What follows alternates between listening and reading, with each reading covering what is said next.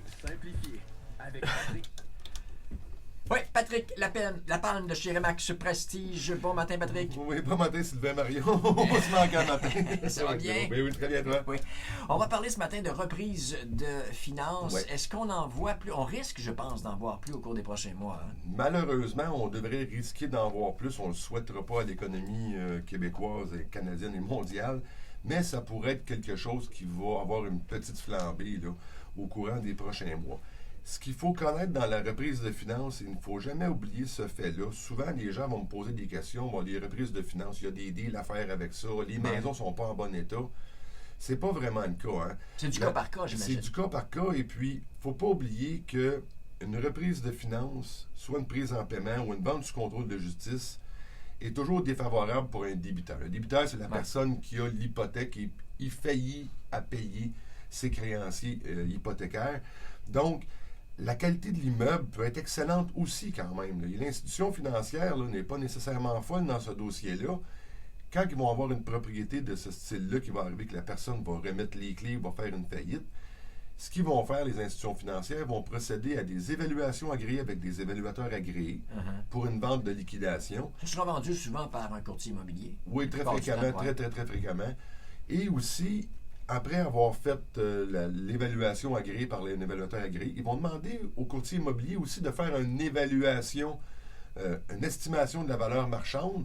Et ensuite de ça, c'est des colonnes de chiffres. Il ne faut pas l'oublier, l'institution financière, eux, sont dans leur bureau, ils vont regarder c'est quoi qui nous reste comme hypothèque à payer, c'est quoi les frais encourus, les frais d'huissier, les frais de courtage immobilier, les frais de gestion immobilière. Il ne faut pas oublier, les gens l'oublient souvent, il y a toujours des frais de gestion immobilière reliés pour les mesures conservatoires pour pas que l'immeuble perde de valeur durant le temps qu'elle va être mise en vente. Et que donc, la qualité de l'immeuble peut être excellente, comme peut être aussi médiocre. Moi, j'ai vu dans les reprises de finances qui étaient vraiment de très bonne qualité, autant que j'en ai vu d'autres que les armoires de cuisine avaient été arrachées, des choses comme ça. Que donc, c'est vraiment, on c'est sait du qu'on cas va se faire par saisir cas. la maison et puis là, on se dit, bon, ben, on laisse un petit peu les travaux de côté. Fait que c'est vraiment cette particularité-là à voir. C'est vraiment du cas par cas, Sylvain. Et aussi, il y a une chose qui est importante à savoir. Advenant le cas que vous avez un plex et vous êtes en défaut de paiement, la première chose possible que l'institution financière va faire, c'est une prise de possession pour fin d'administration. Donc, cette prise de possession-là pour fin d'administration, c'est qu'ils vont faire une saisie des loyers pour permettre que le propriétaire, que sa situation se stabilise. Ils peuvent aussi passer directement à d'autres recours, qui va être la prise en paiement direct ou la vente sous contrôle de justice, parce que c'est deux choses qui sont différentes. Et que donc, le propriétaire de Plex se fait saisir ses loyers, replace sa situation financière, on est parfait, il va recevoir ses avis, tout va être réglé, il va pouvoir continuer d'être propriétaire. Et vous avez reçu un avis de 60 jours, un avis de 90 jours concernant la vente de la propriété puisque vous êtes en dépôt de paiement. Là, il va se passer une reprise de finances, donc vous allez avoir la prise en paiement. La prise en paiement, elle, c'est que le créancier devient le propriétaire de l'immeuble et il libère le failli ou le débiteur de toutes les charges. Donc, si vous aviez une hypothèque, un exemple, de 200 000 sur une propriété de 250 000 ou de prix plus bas de 150 000, il va saisir la propriété, puis il va tout faire pour la mettre en vente pour aller régler le maximum de dettes, mais il n'y aura pas de recours contre vous s'il vend à perte. La grosse différence, c'est la vente sous contrôle de justice. Elle, l'institution financière, elle ne deviendra pas propriétaire. Mais il va y avoir un jugement du tribunal qui va aller établir les équités et les prix. Si l'institution financière vend la propriété avec un déficit, il garde toujours son droit personnel envers le débiteur.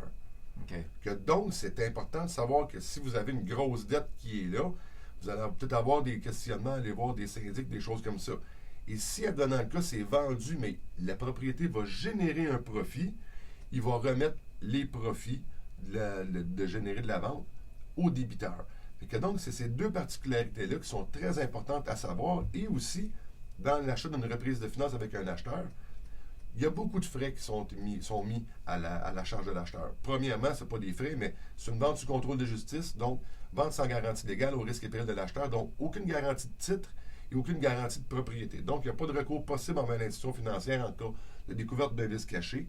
Les certificats de localisation, il peut y avoir des frais inhérents de transaction de notaire et tout ça, vont tomber à la charge de l'acheteur. Donc, l'addendum de l'institution financière qui est différente d'une à l'autre va être très importante de l'expliquer à nos acheteurs Ouais. qui connaissent vraiment les tenants et aboutissants de leur transaction. Si j'ai des problèmes financiers, je peux aussi, avant de devoir remettre les clés à la banque, essayer de la vendre moi-même, d'appeler un courtier. Effectivement, et ça, je le vois souvent et je le fais quand même relativement, je ne dirais pas souvent, mais fréquemment, c'est que la personne, on va faire nos calculs, on va voir le prix qu'on va réussir à vendre la propriété, on va la mettre sur le marché sur une période très courte avec vraiment des spécifications de vente encore là, sans garantie légale, mais on va aller générer une clientèle acheteur et l'institution financière va voir que le débiteur, lui, il veut vraiment sortir du trouble en réalité en mettant la maison en vente avec un courtier.